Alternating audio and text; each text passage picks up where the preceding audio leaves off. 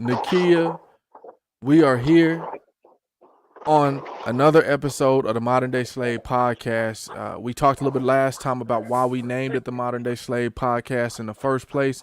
For those that have been following us, you know exactly why we've been naming it that. As promised, I have my brother on the line. If you can hear him right now, my brother is in the background. We have him on the line with us right now. We can't do video at this moment, but we will schedule another event this coming Tuesday at 4 p.m. Mountain Standard Time. We got it set up to where we can get the brother in and get to see his face visually. Because when you see this brother, you're gonna be blessed. I just want you to understand that. The brother is talking about the subject of the 13th Amendment, and I wanted to allow this opportunity for him to come on in via audio and just speak to us and bless us. So I've got my brother today with me, the Tycoon, boss man, brother Robert Jr. Come on in and talk to us, brother. How are you today, man? Yeah. I'm doing great. But Nikhil, I want to thank you for having me on the show. Man, without a doubt, man, it's my pleasure, man. Look, I'm here as a student. I said this in my last broadcast. I said, look, I'm really looking forward to hearing what the brother has to say because I'm here as a student, man. As iron sharpens iron, so does the countenance of another brother's face, and you do that for me, brother. Every time I see you, when you spoke just a couple of Sundays ago, and you spoke about that James 4:11, man, about the judgment, about being a doer of the law, and not under the law, man. It was so beautiful, man, to hear you speak. So tell the people a little bit about yourself, brother, and what led you to the research and the information that you encountered along your journey. Where you're from? What, tell us a little bit about you and what you want the people to know about you today. Yeah. First of all, I'm from Florida, born and raised in Florida. I am from Florida, and one of the last colonized states Mm. that decided to end slavery. Was 40 years was the last colonized state. You already know. St. Louis, Missouri was the second. All right? Ooh. But since Florida was the last colonized state, so I'm gonna prove to y'all that slavery actually exists in Florida for all citizens, not just for black. I'm saying the thing about it, not just black. They made it rainbow now. It's rainbow. What it made it hard for you to recognize. They put the rainbow on the world, so now you can't scream discrimination. Say it was just for black. So what they Mm. did, so they made it black, white, Chinese, Jews. They made it modernized for everybody to make it hard for the world to Mm. recognize modern day slavery. That's what they call it, modern day slavery. If I make it rainbow, if I put the rainbow and make it hard to recognize, All but if I just shades. put it just for black and white, right, you'll see the scheme that I got, Mm-hmm. right? But now I make it rainbow, I make all People. races uh, uh, uh, into the modern day. That means I got a world of a secret society. Not Mm. only my secret society who I indoctrinate or who I fraternize, you know what I'm saying, which is put a seal or a veil over their mouth. You know what I'm saying? Mm. Nobody will know but the ones who know. But Wow. the ones who know. That's that's why it's an old saying say the game they may be told not sold. You hear a lot of gangster rappers saying that the game Yeah. ain't made to be sold, not told. But that's a negative myth. Man. Now that's a negative myth. That all them gangster rappers they got their knowledge real confusing. The game is not made to be sold untold, right? An old man told me this years ago. You know what I'm saying?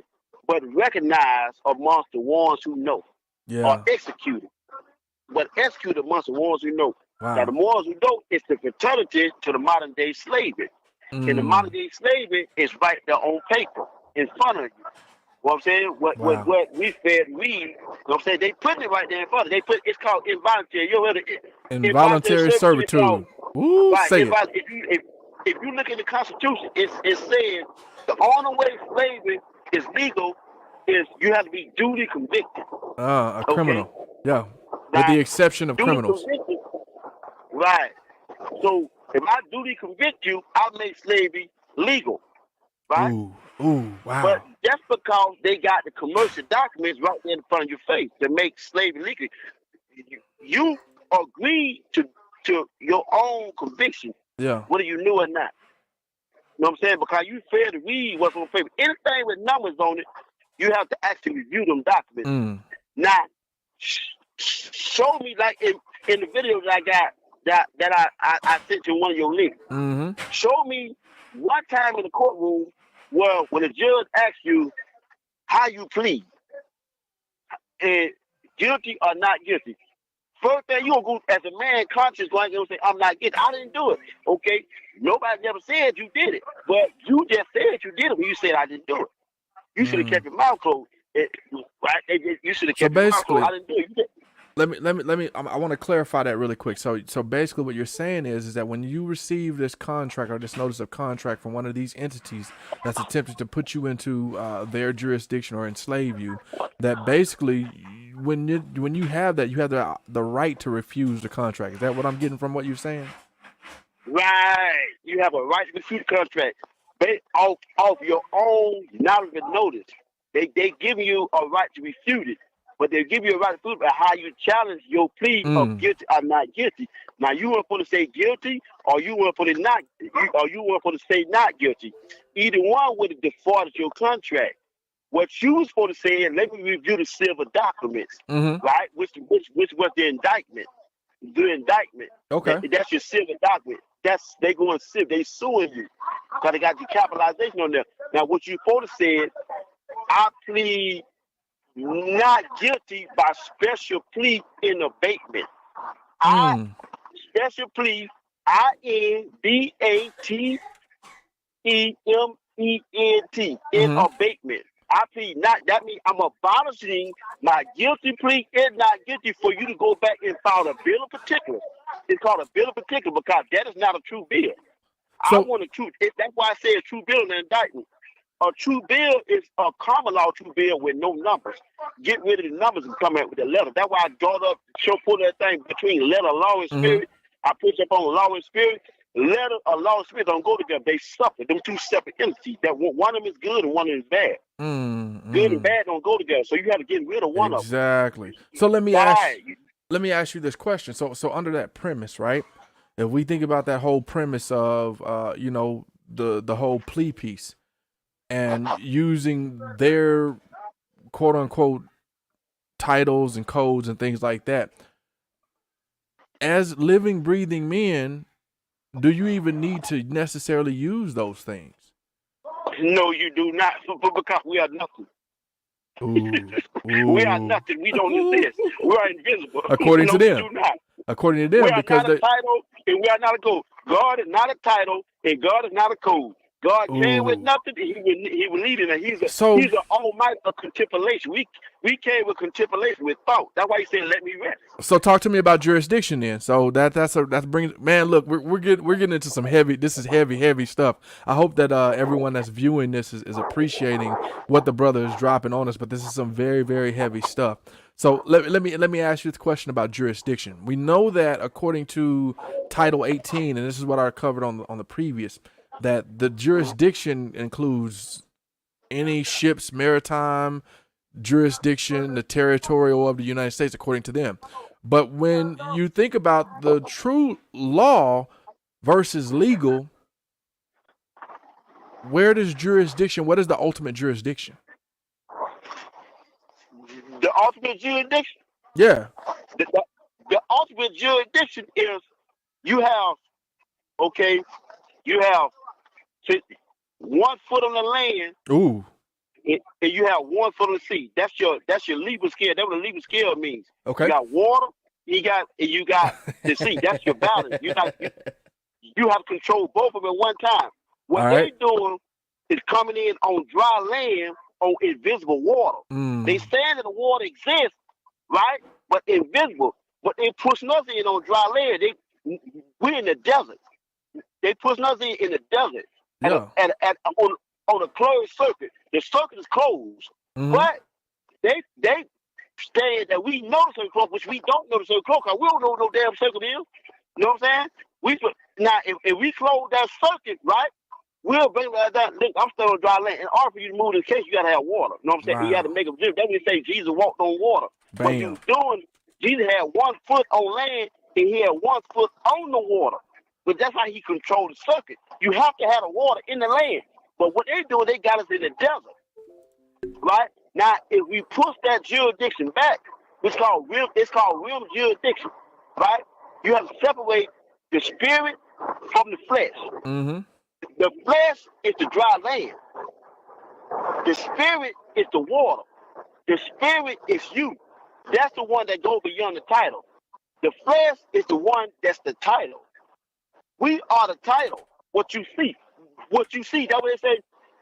Don't believe everything you see and everything you hear. It's not real. Now, if we acknowledge what's real, what's on paper, then we sanction. But if we deny what's real and go to spirit, because remember, what's the number one conviction? What's the number one way of the conviction? The number one moral of the conviction for how the court convict? The intent, right? Yeah. The intent of law. Now, Thomas Jefferson wrote this in the federal constitution when he ratified it, right? He said, in order to be a criminal, you have to have a criminal state of mind, right? Well, so remember when Thomas Jefferson said that? Yeah. So to that point, the title, right? So if you can't prove my criminal state of mind, then I'm not no criminal, right? Bam. That's why it's important not to go down there and get psychology from these people, not to allow them to do an evaluation on you. Exactly. You deny all that. Yep. You just go mute. You get enough, let him put his own state of mind on it. And you'll walk every time. You go mute. You go in there with psychiatrist, just go mute. Hey man, what's your name? Go mute. And here's the thing. The thing that they'll do is when we think about the system, the way it's set up, right? Literally, when you walk through those double doors that's swinging, that's you walking through the birth, through the canal. They're putting you on water then, but as a living, breathing man, if you're standing on the land has the precedence over the water. Mm-hmm. Does there not land underneath the ocean? Yeah, land is up in those. Land does have the president. That's why you keep 1 foot on the land and 1 foot on the sea. Well, if you're on the sea, the land belongs to you. There you go. The land belongs to you. But if you put a foot on that sea, and so that's my thought is this. And again, I think this is a great conversation for those that are listening. I mean, this is great conversation because the brother's really exposing a lot about jurisdiction here. He's talking a lot about the importance of knowing and understanding the jurisdiction that you have. See, when what we call the birth certificate, and I'll use that in all quotes, the birth certificate was created, that was a vessel to put you out on the high sea. Therefore, underneath that, you gained what's called citizenship. Well, if you are a ship or in a ship, you're on the high seas. And if you're on the high seas, that means they can put you in their jurisdiction. They create all kinds of laws, codes, and titles. But there is one supreme law. What is the supreme law, brother? The supreme law, talking about self-preservation? Not necessarily self-preservation. That's a part of it. But who gave the supreme law? Who gave the law? Oh, the federal constitution. Well, did the federal constitution give it, or was there a creator before that gave a law? Oh, the Father in heaven. Oh, okay, there you go. Yeah, the Father in heaven brought the supreme law.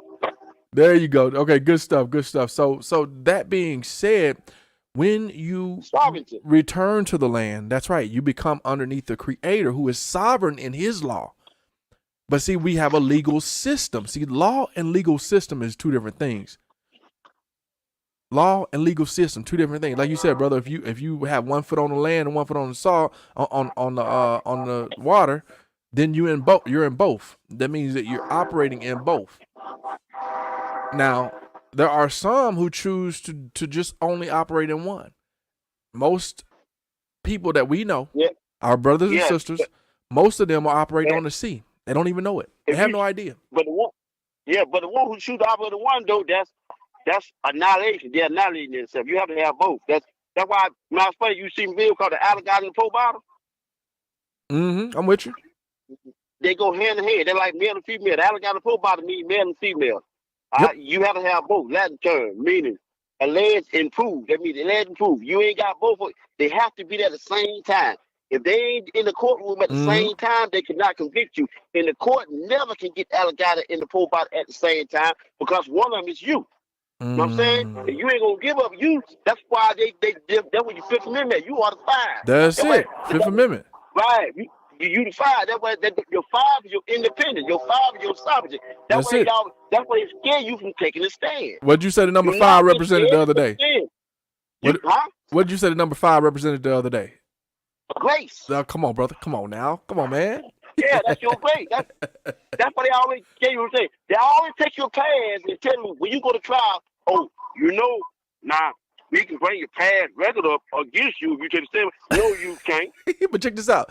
No, you can't. In the scripture, who was the accuser? If the 5 stay independent, how you gonna bring the past against me? Now, Yahshua said the former days have come to pass. Am I correct? Okay, good. Now that would be a better way to put it in terms. Absolutely. Yeah, the former days have come to pass. So it is illegal to invoke my independence, my sovereignty with the past. I'm yet to see somebody bring my dead grandmama back. If you bring my dead grandmama back, and let her speak from the grave. Yeah, okay, all right. I'm with you. You better bring her from the grave. I go for that. But if you can't bring her back, then you in big trouble. Then how can you hold a man for something that has taken place in the past? Yeah, I get it. I'm with you. And exactly. Oh man, that's all what they can convict you. And they don't have the alligator and pole bottle. They got one. Yeah. They need the 2. The number 2 is you. Wow. The alligator is what bought you here. That's the piece of paper they bought you. They put it on you. But the pole bottle is you.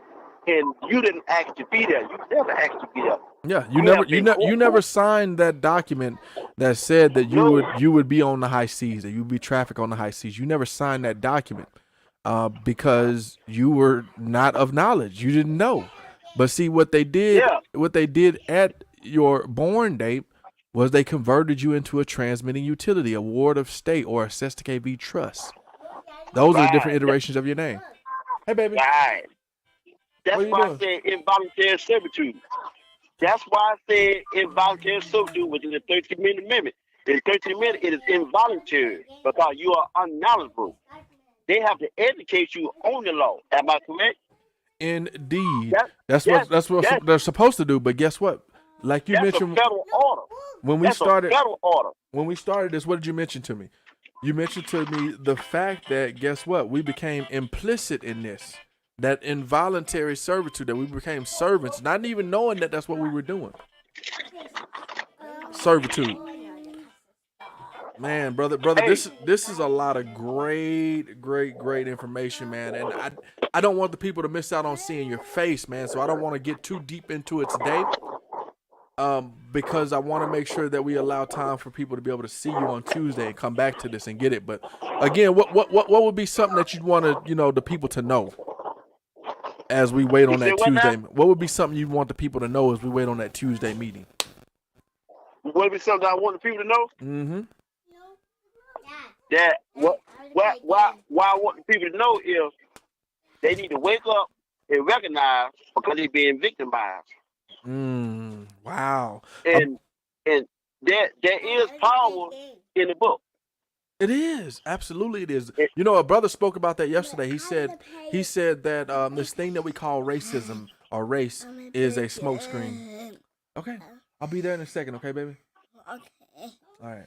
Go back downstairs, please. No, Mama just said I gotta go to the head. Oh, Mama said you can come up here? Yeah. Okay. All right, got it. So man, the thing about it is this, right? When we think about that whole thing that was created, they created a system that allowed for them to become our masters and for us to abandon our creator. You know what I mean? Mm-hmm. And so it's time for people, like you said, to wake up. That's the time is that you would wake up, that you would recognize what your true, what they call birthrights are, and that you would start the process of being able to stand on your rights. Not to give them up involuntary as most of us do. And that's what the system let me say this and I'm going to leave it alone, right? What you just said, right? You made exactly perfect sense, right? We will always be slaves forever until we wake up I'm gonna tell you, if they ever watch, I'm quite sure everybody watch Roots. You know what I'm saying? It's got several videos. It go all the way up to I think volume 17, Roots, right? One Mm-hmm. thing about okay, there's a character that in that called Chicken George, which was Yeah. which was the descendant of Kunta Kinte. Yeah. Now, one thing I paid attention to, right, those paying attention to, when he was fighting the chicken, when he was fighting the chickens, right, and he would let the master keep all the money, and he would jump up down just to happen fire, right? The master one day just say, George, I want to know why are you so happy, and I'm keeping all the money. I'm the one giving the benefit. So Chicken George looked in the eyes, he said, Master, I let you keep all the money because the money that I'm letting you keep, you gonna give me my freedom one day. And the master told him, George, that's nonsense. Don't never say nothing like that no more. I ain't never gave you your freedom. And George goes, Master, so you mean tell me you ain't gonna set me free? And then the master say, George, you always be my nigga. And George, the hatred that he had for the master, the hatred, you know what I'm saying? But that's what they mean though. What they mean when they say you all be his nigga, that's the document, them commercial document. They came out with a strategy and a plan to make you his nigga forever through the commercial uniform commercial code. We ain't got to work. A We transmitting ain't got to do utility. nothing. A transmitting You know what utility. I'm saying? Yep. And you're spot Yeah, on with we that. don't have to do nothing. Yeah. Other than live All we got to do is is live. claim our principal right. We have principal right. Every document with our name on it, we are agent principal. Agent principal. If we put agent principal down beside our name, I don't care what you sign. Put agent principal. At the end of the year, when you file W-2, right?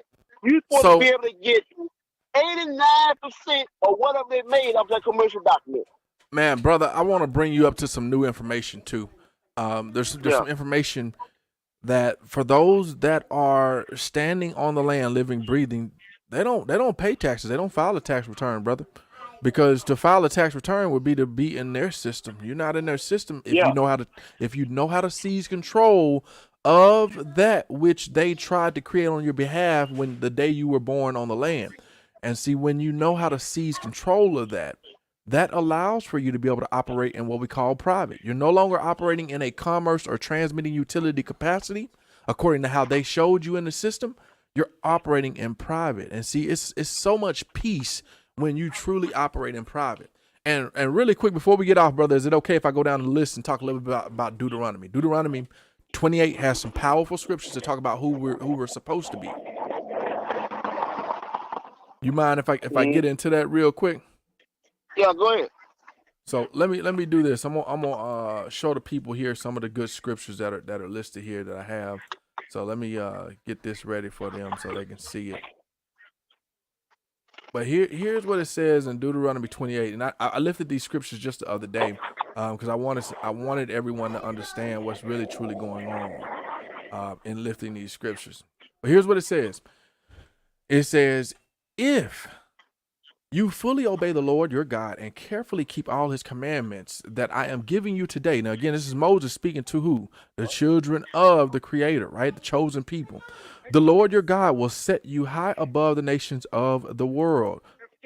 You will experience all these blessings if you obey the Lord your God. Your towns and your fields will be blessed. Your children and your crops will be blessed.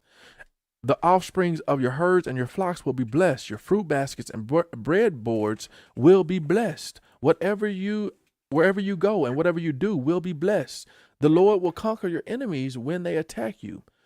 They will attack you from one direction, but they will be scattered in 7 directions. The Lord will guarantee a blessing on everything you do and will fill your storehouses with grain. The Lord your God will bless you in the land. Notice this, in the land he is giving to you, if you obey the commandments of the Lord your God and walk in his ways. The Lord will establish you as his holy people, as he swore he would do. And then verse 10 says, then all nations of the world will see that you are his people and claimed by the Lord, and they will stand in awe of you. The Lord will give you prosperity in the land he swore to your ancestors to give you, blessing you with many children, numerous livestock, and abundant crops. The Lord will send rain in its proper time from the rich treasures of heaven and bless you all the work you do.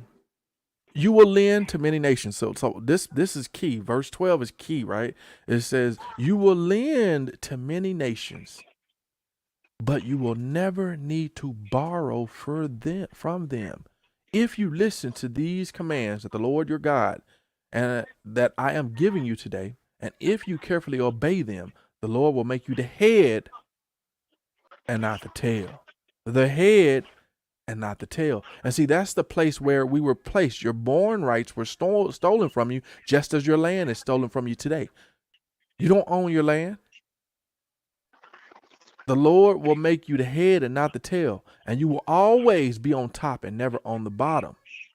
You must not turn away from any commandment that I'm giving you today. That's what Deuteronomy 28 says. And then it continues and it talks about the curses. Here's what it says. It says, but if you refuse to listen to the Lord your God and do not obey the commandments and decrees that I am giving you today, these curses will come and overwhelm you. Your towns and your fields will be cursed. Your fruit baskets and your bread boards will be cursed. Your children and your crops will be cursed. Your offspring, your herds, your flocks will be cursed. Whatever you do and wherever you go, you will be cursed. That's what it says. That's what the Lord is saying here. And it even I'm going to skip down just a little bit because I want to make sure that you understand a little bit later on down the road here. Because when we get down the road, it talks about the nations. It talks about what would take place. It says here, you will serve your enemies whom the Lord will send against you. You will be left hungry, thirsty, naked, and lacking everything.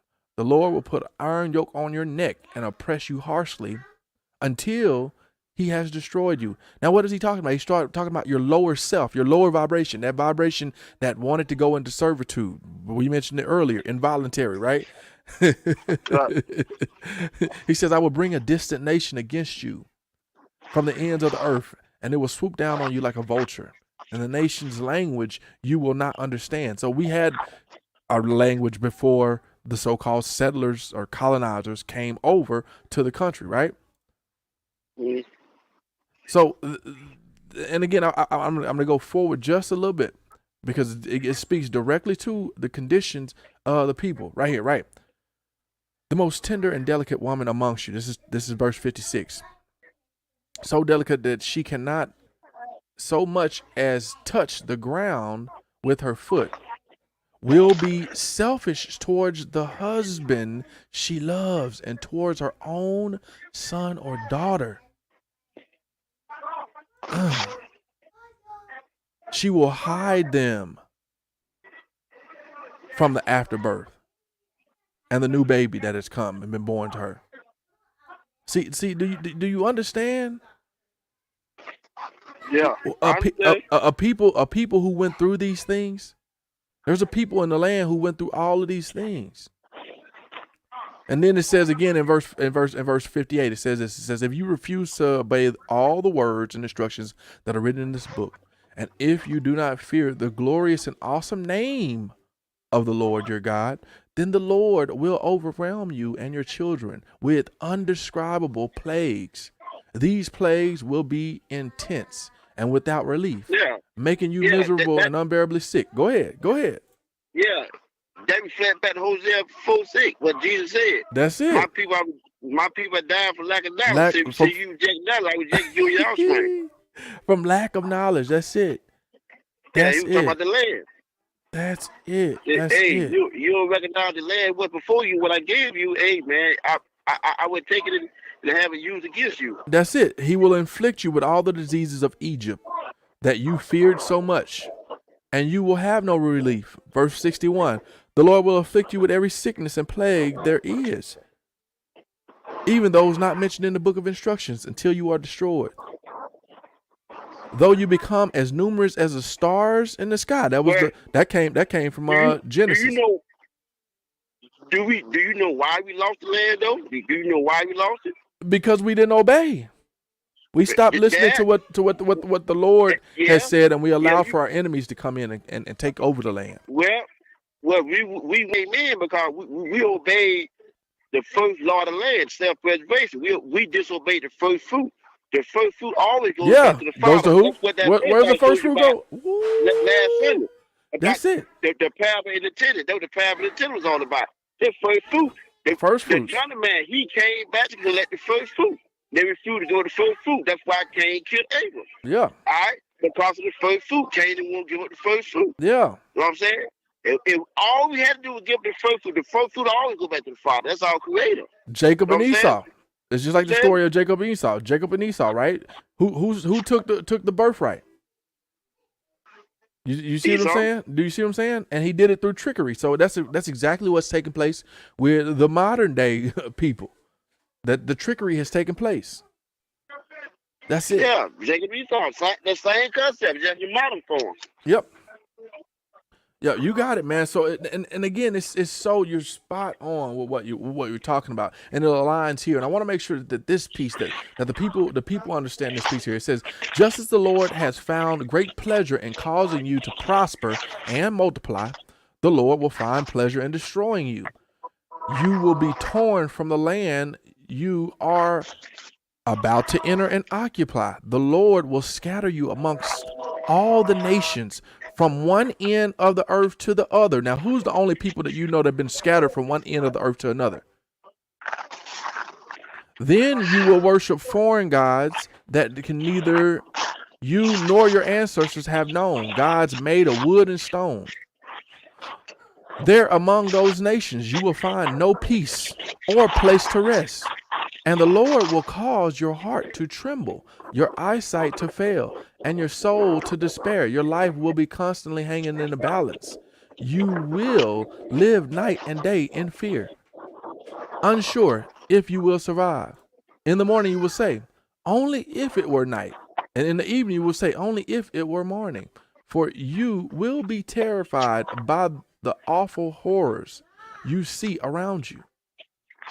Then the Lord will send you back to Egypt in what? Notice what it says here. And again, this is the New Living Translation. It says in ships to a destination I promised you would never see again.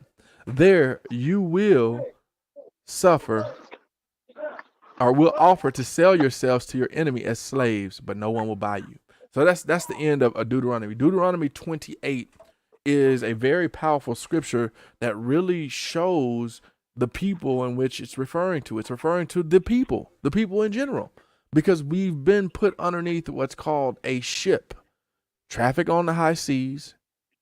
And when we're trafficked on the high seas, we no longer have our proper standing as the birthright, as the born rights that were given to us. As you mentioned, the sovereignty, the sovereign law that was given to us by the sovereign Lord. His law ain't changed. We the ones that changed. That's the only difference, man. So I wanted to read that because that really kind of ties together exactly what we've been talking about on this today, man. So good stuff, brother. And I'll let you have the final word, man. What do you want to say to the people, man, as we get ready to prepare for this Tuesday, man, to get you on live video?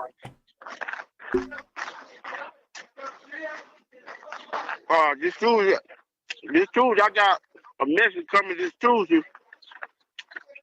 about the federal constitution, how to abolish the federal and the state constitution.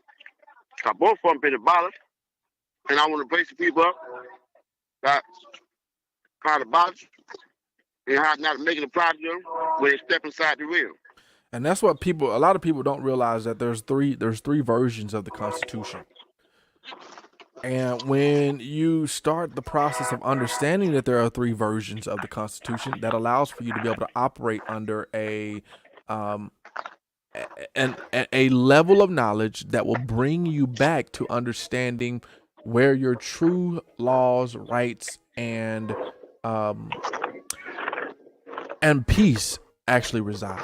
So, man, great stuff today, brother. I really appreciate you bringing that information in and sharing what you're ready to pour out to the people, man, today. So, again, thank you for being on. I greatly appreciate it. And man, we will look forward to Tuesday, man. We were looking for the Tuesday and the broadcast that we're gonna bring there. You don't want to miss it. Tune in. My brother's got a lot to share. He poured out some great information to us while we were just sitting downtown with him. And so he's got a lot of information to share with us. So again, I can't wait, man. Inshallah, it will be a great event, man, to share with the people. So greatly appreciate you today, brother. And we will definitely chat again. Yeah, thank you, boy, for having me, bro. Oh, man, you're welcome, man. Shalom, shalom, brother. No. Tycoon boss man Robert Jr., we return to. Indeed. Blessings, brother. Blessings, bro. Blessings to you. So that was our brother. Again, he's got a lot of great knowledge. There is some information that he wants to present. So like I told him, I'll give him the platform and allow him to present the information. Again, keep in mind, this is for informational purposes only. Everything that the brother laid out today, I highly encourage you to go look it up. I mean, there's some information that I know that he has that's a little bit older than some of the newer information that's out there, but I highly encourage you to go look up this information. When you start the process of being able to know who you are, you will come out of your Egyptian mindset, because it is a mindset. You'll come out of that and return back into your creator. See, when Samuel will talk to the people and he said, hey, I fear that you're going to do an evil deed by you asking for a king over you, he was warning the people that a time would come where you would lose sight of your creator because of the overlords that you decided that you wanted over you.